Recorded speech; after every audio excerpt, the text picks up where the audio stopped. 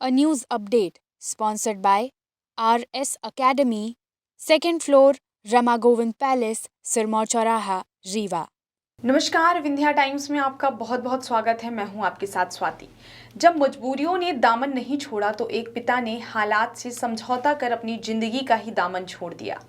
जी हां, आज हम आपको एक ऐसे पिता की कहानी बताने जा रहे हैं जिसने अपनी मजबूरियों के चलते अपनी जीवन लीला खत्म कर ली। ना शासन ना प्रशासन, किसी ने मदद नहीं की। बता दें, यह मामला सतना का है, जहां हादसे में होनहार बेटी अपंग होकर 5 साल से बिस्तर पर पड़ी है।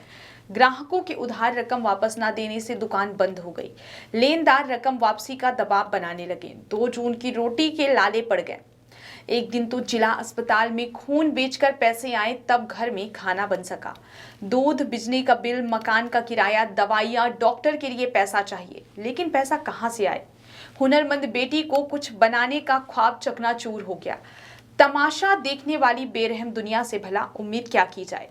समाज परिवार से मदद की उम्मीद बेमकसद साबित हुई। सरकारी योजनाओं का लाभ, जिला प्रशासन के वादे और आश्वासन दूर की कौड़ी साबित हुई।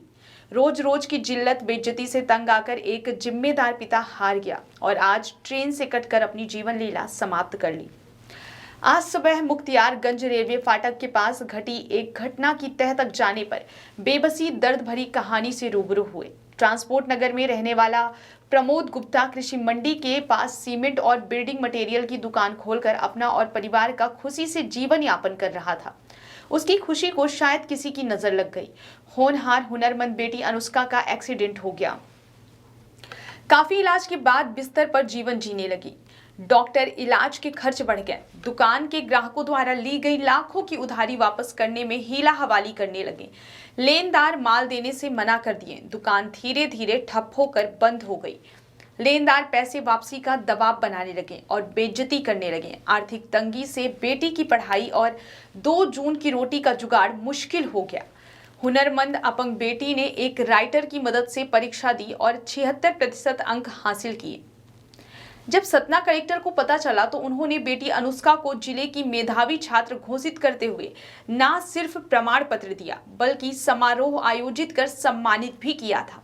इतना ही नहीं, देश के बड़े मेडिकल सेंटर में सरकारी खर्च पर उसका इलाज करने और उसके परिवार को पीएम आवास से घर, बीपीएल से गल्ला, पिता के रोजगार के लिए मदद का वादा किया था। लेकिन कलेक्टर के सारे वादे किसी नेताओं के वादे की तरह साबित हुए। बेबस, लाचार, मजबूर पिता प्रमोद गुप्ता कलेक्टर के वादे और सरकारी मदद की आस में रोजाना सरकारी दफ्तरों के महीनों तक चक्कर लगाता रहा और चक्कर लगाते लगाते वह थक हार कर घर पर बैठ गया। लेकिन लेनदार उसका पीछा नहीं छोड़ रहे थे। परिवार का खाली पेट और बिस्तर में पड़ी बेटी का दुख उससे सहा नहीं जा रहा था। उसने समाज और रिश्तेदारों से भी मदद की आस लगाई, लेकिन बेअसर साबित हुई। मजबूर बाप ने एक दिन जिला अस्पताल जाकर अपना खून बेचकर पैसे एकत्र किए, तब जाकर घर में खाना बन सका।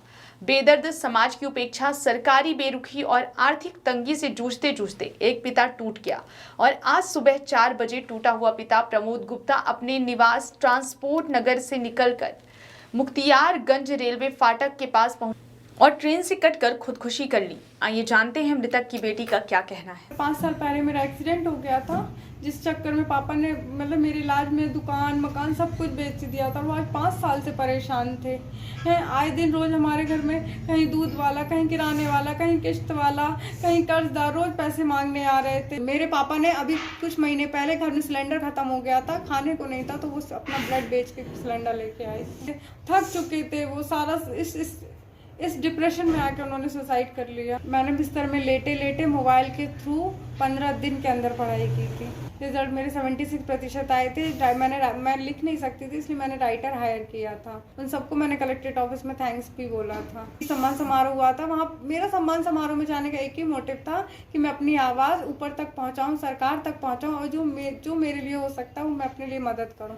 और मेरा वो मोटिव पूरा हुआ। कलेक्टर सर ने मुझे आश्वासन दिया कि वो मेरे आगे ट्रीटमेंट के लिए, मेरी एजुकेशन के लिए, इवन जो भी योजनाओं का लाभ मेरे परिवार को मिल सकता है, बीपीएल कार्ड, गरीबी रेखा कार्ड, जो भी योजना है सभी का लाभ मिलेगा।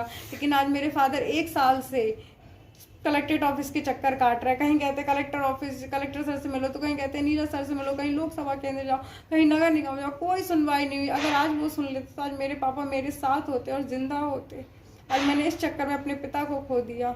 नीरज सर ने कहा था लोकसभा केंद्र जाके बीपीएल कार्ड का वो दीजिए, फिर वहाँ से पता चला उन्होंने बीपीएल ही कार्ड निरस्त कर दिया, उन्हीं के अंडर में था तो उन्होंने निरस्त कर दिया। मैंने उनसे फ़ोन करके पूछा तो वो कहते आपके पापा कहेंगे प्राइम मिनिस्टर नहीं है। पीएम आवास के लिए भी आवेदन किया था। जी बिल्कुल किया था, वो फार्म भी निरस्त कर दिया गया। तब मैं ये दोबारा फार्म लेके आई थी, सोचा था कलेक्ट्रेट ऑफिस में जमा करवाऊंगी। अभी आप रेंट के मकान में रह रही हो? जी मैं किराए के मकान में रह रही हूँ। आज मैंने 1 साल से इसका भी किराया नहीं दिया, बिजली का बिल भी नहीं भरा है, जिसकी वजह से रोज आ रहा है। कल ही बिजली बिल वाले आए थे, बोल रहे थे आपकी लाइट काटना है। मेरे पापा बहुत डिप्रेशन में थे। इस हादसे का जिम्मेदार किसको मानती हो?